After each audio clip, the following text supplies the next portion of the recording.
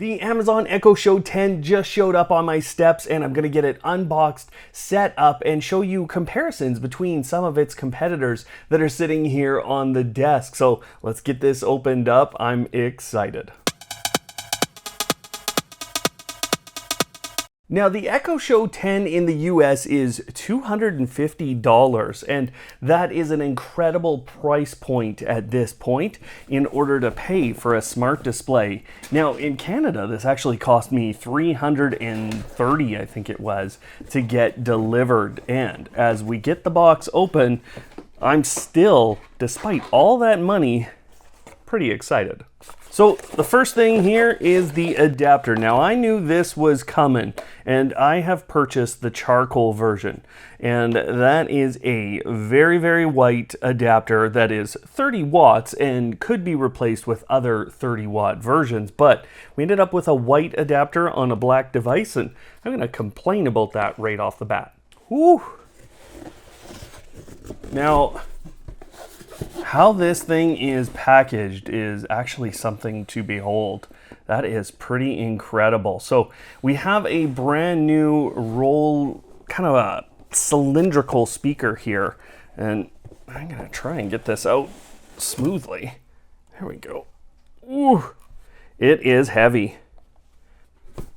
That was a loud one. Now, before I get the display fully out, there are a number of guides. There's a number of little pamphlets here for you to have a look at. There are some warnings on them, so I'll look at that before we get too in depth.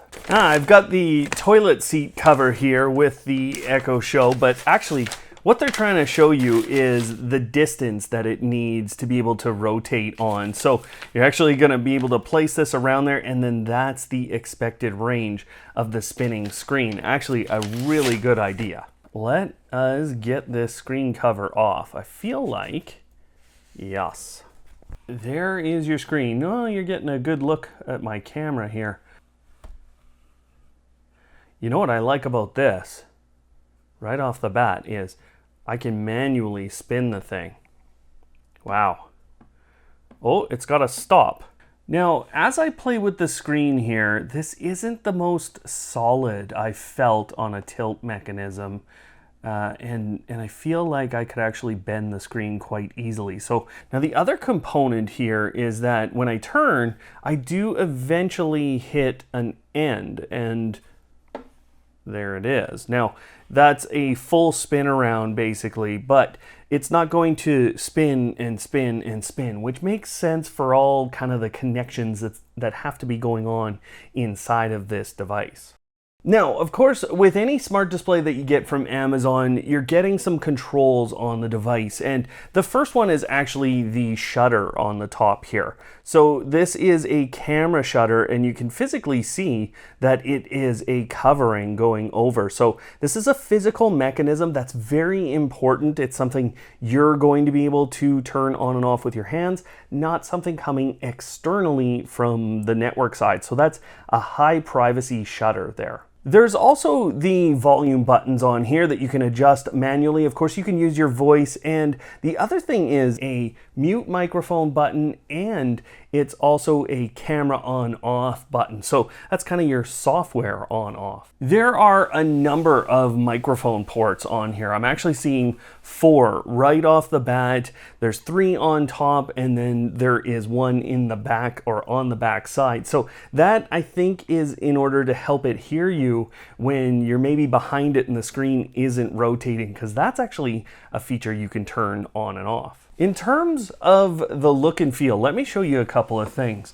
Now, this might be hard to get to show. No, I think I managed it. See right here, there's actually a little bit of a ridge on the cloth. Not something you're really going to care about, but I can see that already over time. Will that become more prominent? I'm not sure. The back of this screen is a very nice, very similar to the Fire tablets. That's what this feels like. In terms of that screen as well, it is highly reflective, and that means you're seeing all kinds of things out in my space here, and That's kind of frustrating from a YouTuber perspective, but on top of that, that means that you have to think about the placements here, and as it rotates, that might bring lights into kind of the view or what you were looking at on screen. So this is going to be something that we'll have to test repeatedly to see if this rotation can still work with the reflective screen. So the bottom here, this is very typical Amazon, but I like the soft rubber that they've placed here. It's almost sticky, and that means that, you know, as you're going here, you're not going to have this accidentally slide as you pull it a little bit or move it around your counter. It also means that in general, it's just going to be a good surface to have this device sit on. So I really think this is well designed, and I love the smoothness of the whole mechanism. So let's get it powered up and going.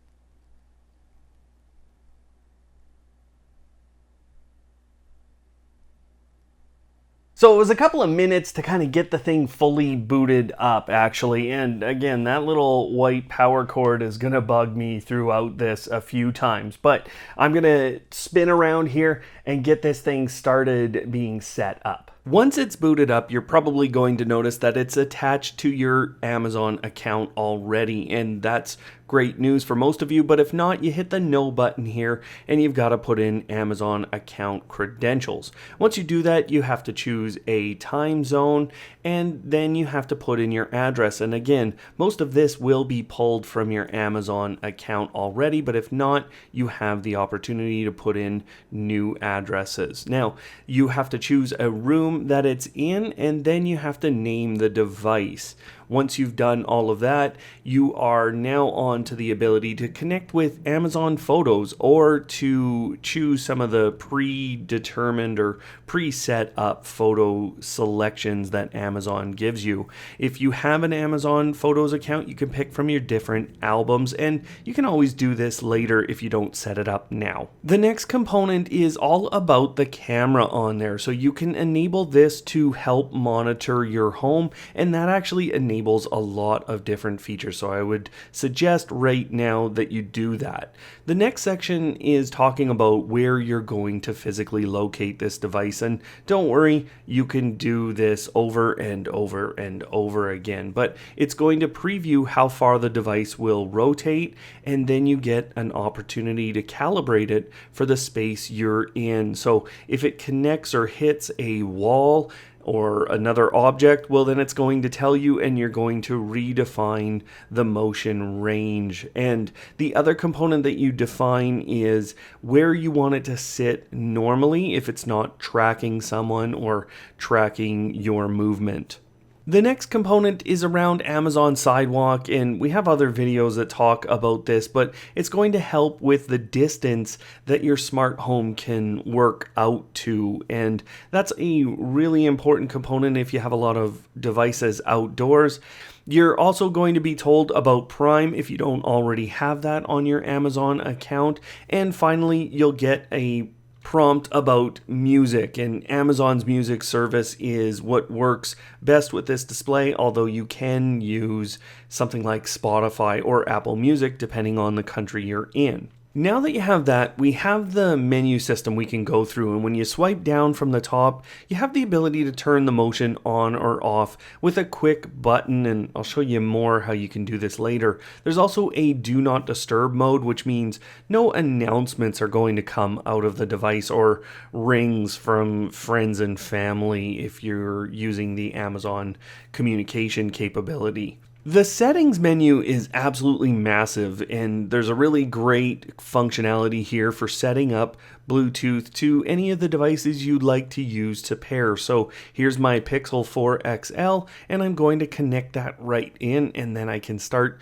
playing music immediately from my Pixel 4. And you can do this without an internet connection, so it's really powerful.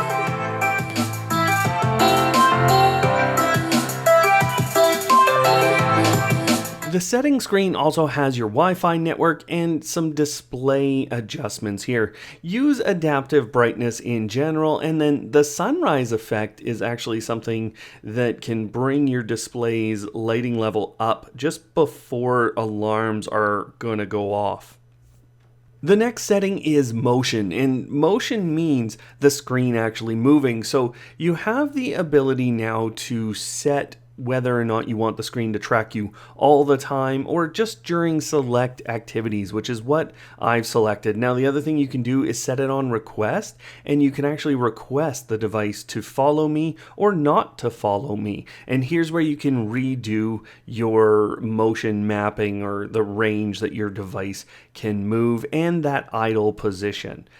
The next component is the wallpaper and clock, and this is where you can go in and make adjustments to those different photos you have going on, but there's also the ability to set a night mode and an auto sleep. So you can schedule night mode if you'd like, and you can choose what you display on the screen. So I wanted a nighttime clock. That's what I've left up on the screen, and you can change that schedule. The auto sleep mode is very important for saving energy. I really like the fact that if I'm not using it, it just turns the screen off. And the fact that we have the camera here and a light sensor also will bring that screen back on whenever you need it. Now, home content is a very important component of this display because it will actually sit and rotate through a lot of different screens. So this is another great component for us to adjust. Now, anything you don't want to see coming up on the screen, just turn these radio buttons off. And as you go throughout your time with this device, you're going to find different things that you want to see, and you're also probably just going to find that the screen is too busy if you leave a lot of this on. So I would turn a lot off. The next segment is sounds, and these are just the different levels and the different sounds that you will play off of alarms and things like that. Now, the ascending alarm is something I really like because it starts off slow and I'm not just jarred awake. The other nice thing is that you can set a different level for alarms, timers, and notifications versus media, so you don't have to have those two things tied together in terms of volume. Now, the custom sounds is really great around your alarms and your notifications, but the alarms is definitely the best segment here. So when you go into there, there's a lot of different tones that you can try out. So get up. Hands down, this is the best day of my life.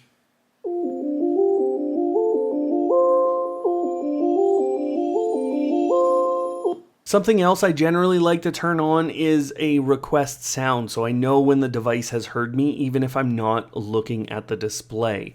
Amazon Free Time is an interesting feature if you have a kid. This gives you the ability to turn it into a kid-friendly device, as with all other Echo shows. You also have a Do Not Disturb mode, and this stops everything except timers and alarms from playing, and you can schedule that entire event. The camera settings are more interesting than just turn on and turn off. You can turn on this home monitoring section, and that allows you to use it in a number of ways, including the camera feed and alerts from Amazon's Guard service. Plus, it allows you to use the device as an occupancy sensor, which we'll talk more about in a bit.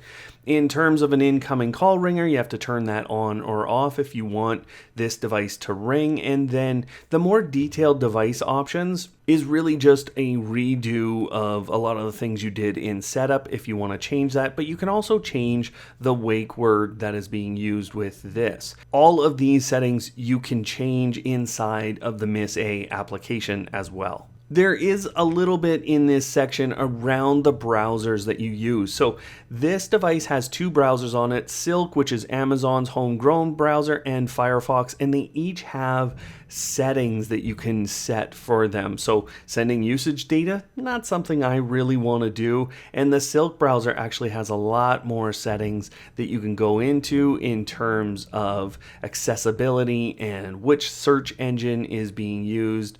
It's likely that you want to use your calendar, your email, and your photos. And inside of the preferences section of the menu, you can actually do the setup for your calendar and email. But again, this is just as easy to do in the Miss A application. In terms of accessibility, there's a lot of different things that you can do here. So if you cannot see certain colors, you can actually work with that, closed captioning, and actually captioning of the responses you're getting, plus even calls. You can try and set that up. But the tap to Miss A is one of the most useful features. You can see that little button that was just added here, and you get a number of quick commands that don't enforce that you use your voice in order to execute them, and you can add your own specific commands or custom commands as well. When you swipe from the right hand side, you actually get a whole other menu, including the ability to communicate. Now, you do have to set up